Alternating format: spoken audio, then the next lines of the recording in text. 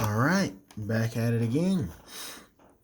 This is my code. These are my constants. These are the segment constants. These are my victory constants. These are all the signals that I'll need throughout the code. This is my 7-segment driver. This is my reassignment of names.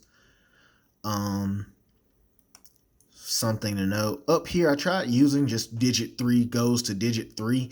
For some reason, though, that broke my code. I'm not sure why, but yeah. Here, this is what detects when a button is pressed. That says the wrong thing. Tells if button is pressed. State register. Registers the state. Tells whether or not you should go. No. It waits for the next day. Sorry, I literally have the comment there. This is my state transition process. Here's my victory speed process. What this does is it determines how fast the victory sequence flashes. That's it's decently fast. This is my clock. This is what actually determines this is what determines how fast my counter counts down. And if you look here, I probably included that in the file. This is what I used, the new speed that I used to make my test bench previously. Did it have an effect? Yes, but I don't truly know, hence why my previous test bench might have had all those red spots on them. I don't actually remember why. This is my counter. It just keeps count from 20 to 0. This is my victory clock. This is what changes in order to let me know down here what we need to be outputting, what victory sequence, because I use 1, 2, 3, 4, 5, 6, 7.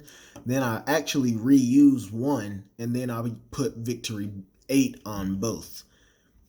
Yeah, that's what that controls.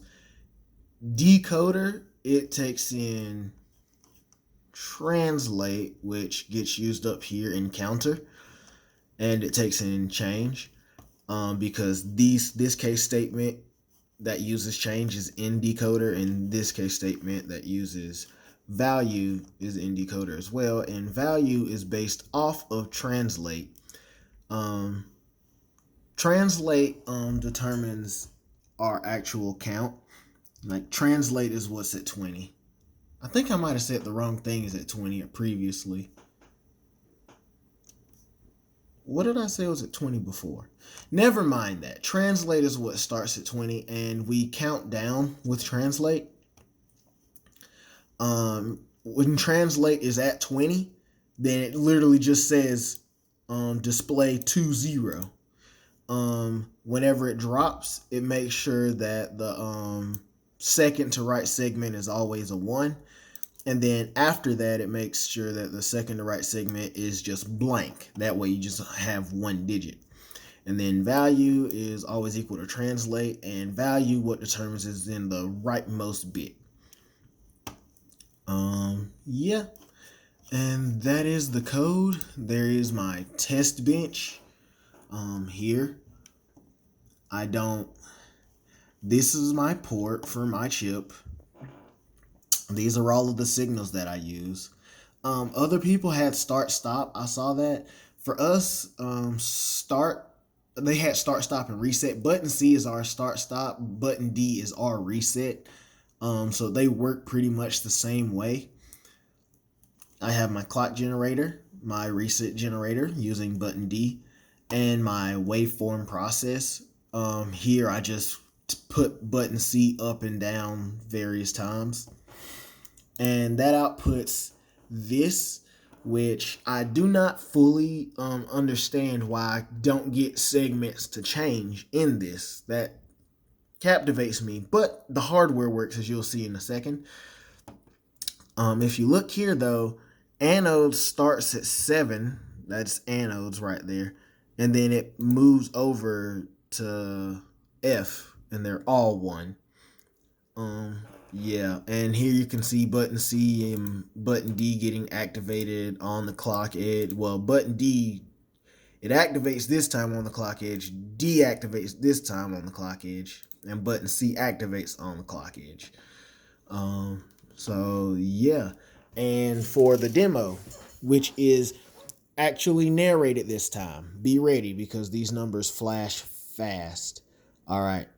I'm going to press it to start it. Then I'm going to press the center button to start it. Then I'm going to press the center button to stop it. There we go. See, that's very fast. Now I'm going to press the down button to reset it. Now I'm going to let it go all the way through and then let the victory pattern flash.